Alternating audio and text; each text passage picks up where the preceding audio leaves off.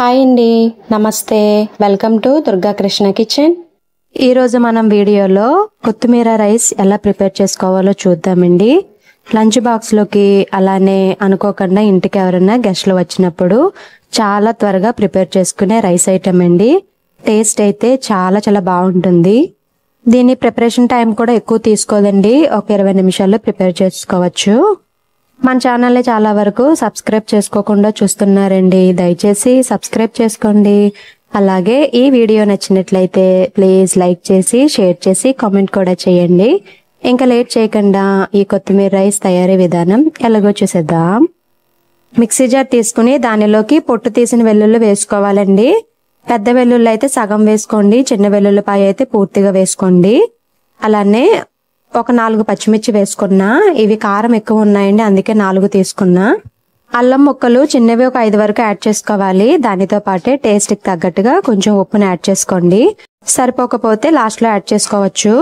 దానితో పాటే 2 కప్పుల వరకు క్లీన్ చేసి పెట్టుకున్న కొత్తిమీరను కూడా యాడ్ చేసుకోవాలి. లైట్ గా కొంచెం వాటర్ని యాడ్ చేసుకుని మెత్తగా బ్లెండ్ చేసుకోవాలి.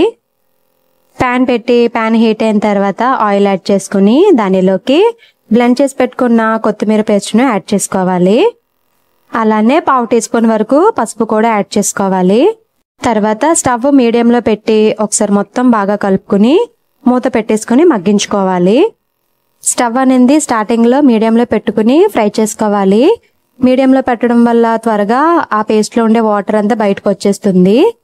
ఆ వాటర్ అంతా వచ్చిన తర్వాత స్టవ్ అనేది సిమ్ లో పెట్టుకుని ఉడికించుకోవాలి. చెక్ చేసుకున్న ప్రతిసారి మూత పెట్టుకుని మగ్గించుకోవాలి. మూత పెట్టుకుని మగ్గించుకోవడం వల్ల మనకి పేస్ట్ అనేది త్వరగా కుక్ అయిపోతుందండి. మన ఛానల్లో చాలా వరకు లంచ్ బాక్స్ లోకి ప్రిపేర్ చేసుకునే రైస్ ఐటమ్స్ వీడియోస్ ఉన్నాయండి. నేను ఆ వీడియో లింక్ అనేది కింద డిస్క్రిప్షన్ లో ఇచ్చాను. ఇంట్రెస్ట్ ఉన్న వాళ్ళు చెక్ చేసుకోవచ్చు.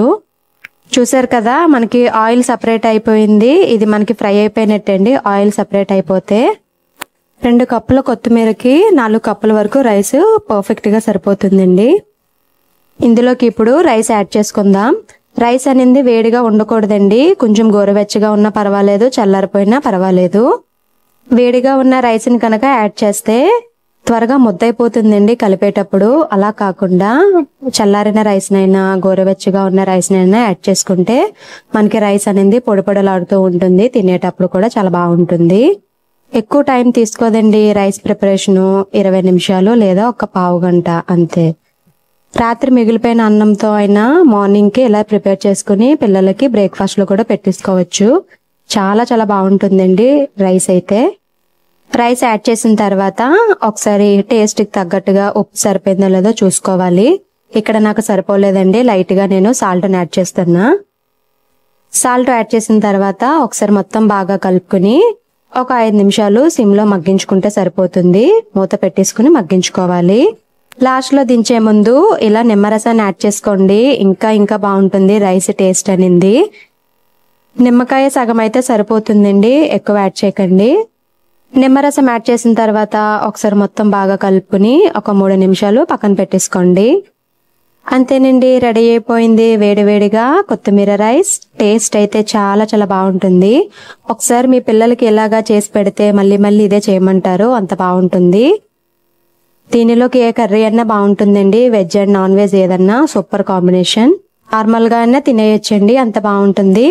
దీనిలో కూడా ఉల్లిపాయ నంచుకుని తినచ్చండి. చాలా బాగుంటుంది మనకి టేస్ట్ అనేది. మరి ఈ వీడియో మీకు నచ్చిందని అనుకుంటున్నా. మీకు గనక ఈ వీడియో నచ్చినట్లయితే ప్లీజ్ లైక్ చేయండి, షేర్ చేయండి, కామెంట్ చేయండి. కొత్తగా ఛానల్ని వ్యూ చేసే వాళ్ళు సబ్స్క్రైబ్ చేసి పక్కనే ఉన్న బెల్ ఐకాన్ని కనుక క్లిక్ చేసినట్లయితే నా వీడియోస్ని మీరు రెగ్యులర్గా ఫాలో అవ్వచ్చు.